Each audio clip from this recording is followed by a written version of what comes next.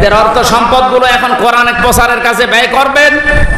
আর এদের ওই বাড়ি ঘর জায়গা জমি যেগুলো আছে ওগুলো তো অভিশপ্ত জায়গা, ও জনগণের জন্য টয়লেট বানানো লাগবে।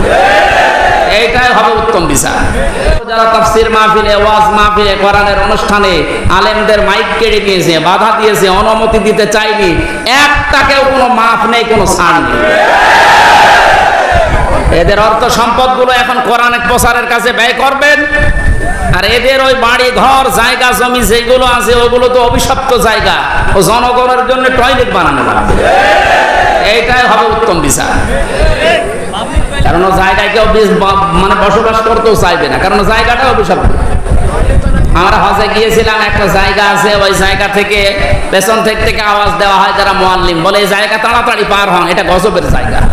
তাহলে গজবের জায়গা তাড়াতাড়ি পার হওয়া দরকার। এই গজবের জায়গাগুলো আবু জেহেলের বাড়ির মতো টয়লেট বানানো দরকার। এমনকি সর্বোচ্চ গজবের জায়গা যেটা এদেশে মানুষ ভেঙে আগুন ধরিয়ে পুড়িয়ে দিয়েছে, ওই জায়গাটাও এখন টয়লেট বানানো দরকার। আমি কাবা শরীফ তাওয়াফ করার পরে উপর দিয়ে ঘুরছিলাম, হঠাৎ করে পুলিশ আমারে, আমি বললাম ভাই এতক্ষণ তো ভালো ছিলাম, এখন আমার পেটে ব্যথা করছে। আমারে বলে ইয়া হাজিউল হুজ্জাত আয়না বিলাদুকা, হাসি দেশ কোথায়? যে তুমি বাংলাদেশ, বাংলাদেশ থেকে এসেছি। ওনার ভাষা দিয়ে আমারে বলছে আপনি জানেন না এটা কোন জায়গা? না তো। যে আবু জেহেলের বাড়ি, আপনি এখনো পায়খানা না করে দাঁড়িয়ে আছেন, তাড়াতাড়ি করে। আরে আল্লাহ, পায়খানা করে দেখি আমার পেটের ব্যথা ভালো হয়ে গেছে। তার মানে এই বাড়িগুলো এখন ওই রকম অভিশপ্ত, ওখানে গেলে কিছু না করলে পেটের ব্যথা ভালো হবে না। 32 নাম্বার বলেন আর 16 নাম্বার বলেন আর 48 নাম্বার বলেন, এই সমস্ত জায়গাগুলো এখন পায়খানা বানানো সব জনগণের দাবি। এখান থেকে জুলুমের সূচনা হয়ে সারা দেশে ছড়িয়েছে। কথা বলে আপনার এখনো জালেমদের প্রতি সিম্পেথি কাজ করে, তাহলে ব্যারিস্টার আরমানের স্ত্রীর কাছে আপনি কি জবাব দেবেন বলেন? এই আয়না ঘর বানিয়েছে মানুষগুলো, অনেকে মনে করে আয়না ঘর মানে চারিদিকে আয়না দেওয়া। কিসের আয়না? আমি ওই 10 দিনে কোনো আয়না কিছু পাইনি। এমন একটা ভয়ঙ্কর জায়গা। আমার আজমের স্ত্রী অন্য জায়গায় শেষ পর্যন্ত বিয়ে করে ফেলেছে গত বছর। কি জবাব দেবেন তার স্ত্রীর কাছে? এখনো আপনি জালেমের পক্ষে কথা বলেন?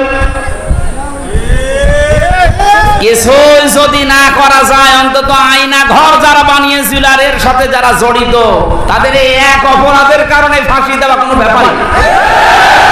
কত বড় জুলুম একটা! দুনিয়ায় বেঁচে থাকতেও জানে না যে আমি বেঁচে আছি কিনা। কখন জোহর হয়, কখন আসর হয়, কখন দিন হয়, রাত হয়, কিচ্ছু বোঝা যায় না। আপনি মানুষ এখনো পর্যন্ত বলে আমি কি করেছি যে আমি পালিয়ে যাব? কি করেছে সামনে? কি করেছে তোরে আমি নিয়ে ওই জায়গায় তো মাত্র খালি তো 8 বছর না, শুধু 8 দিন আটকিয়ে রাখবো, এমনি মরে যাবে।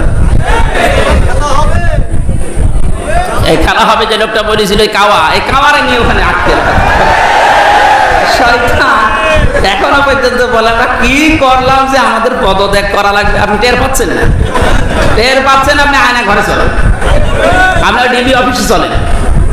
আহ্বান জানাচ্ছে, এটা যেহেতু রেকর্ড হচ্ছে, বাংলাদেশে শুধু ওই ডিজিএফআই এর যে আরবেন নিচে ওই মাটির আয়না ঘর না, এ শুধু এই কাউন্টার টেরোরিজম এই ডিবি অফিসে না, বাংলাদেশের বহু জেলাতে এখনো গোপালগঞ্জ সহ অনেক জায়গায় আয়না ঘর আছে। এই জায়গায় এখনো মনে হয় মানুষজন আছে, যদি খোঁজ নেওয়া যায় পাওয়া যাবে। যারা আছে তাদেরকে এই মুহূর্তে মুক্ত করার দাবি জানাচ্ছি। এর চাইতে মানবতা বিরোধী অপরাধ আর হয় না। আল্লাহ আমাদের সম্মতি দান করুন। কোরআন প্রচার করতে গেলে গোপনকারী, আল্লাহর ভাষায় জালেম। আমরা জালেম হতে চাই? সুতরাং তেলাওয়াত কি আয়াতটা সামনে রেখে, যেহেতু তাফসীর লিখেছেন, হক আদায় করার একটু চেষ্টা চালাচ্ছি। সব বাদ দিয়ে দিলাম। আপনারা তাফসীরে ফি জিলালিল কোরআন আর ইবনে কাসির এই দুইটা একটু যদি পান, সূরা আরাফের এই প্রথম 1, 2, 3 আয়াত একটু দেখে নেবেন, তাহলে আমার এই কথাগুলোর অর্থ খুঁজে পাবেন। সূরা আত-তাওবা 111 নম্বর আয়াত, একটা মাত্র আয়াত পড়েছি। দেখি আমরা আয়াতের ভেতরে কি পাই। জবান করে পড়েন। এই একটু বসেন, আপনারা অনেকক্ষণ বসে আছেন, অনেকের বিভিন্ন জায়গায় যেতে মনে পড়ছে না। আর একটু সময় দেওয়া যাবে না? আউযু বিল্লাহি মিনাশ শাইতানির রাজীম।